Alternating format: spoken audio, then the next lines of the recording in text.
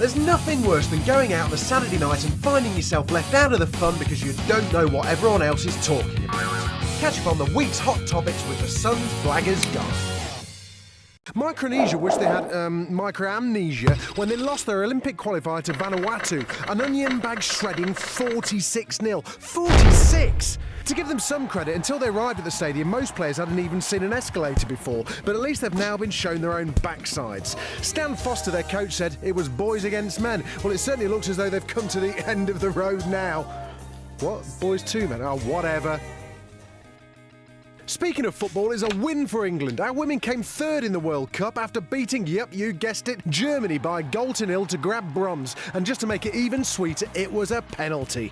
They were even congratulated by the FA on Twitter with, "Our Lionesses go back to being mothers, partners and daughters today, but they've taken on another title, heroes."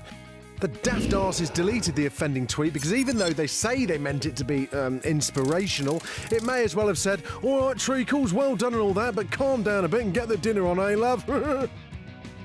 The FA once again in the doghouse.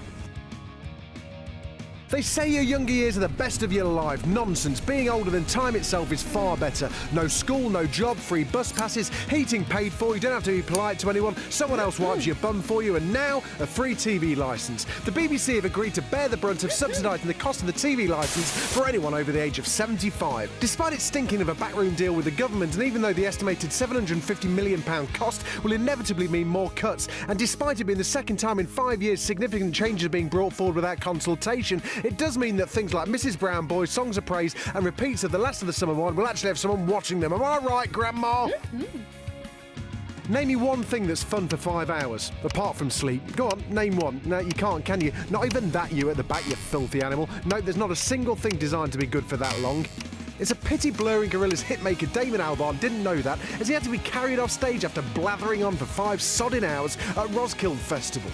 He went on till 4 AM with his African Express project, ended up honking an a cappella version of The Clash's Should I Stay or Should I Go, which sounds like a scientific experiment to find out what's the worst thing he could be doing at 4 AM. You want more? We're going to give you more, he shouted as someone picked him up and carried him off and tucked him up in bed with a cocoa.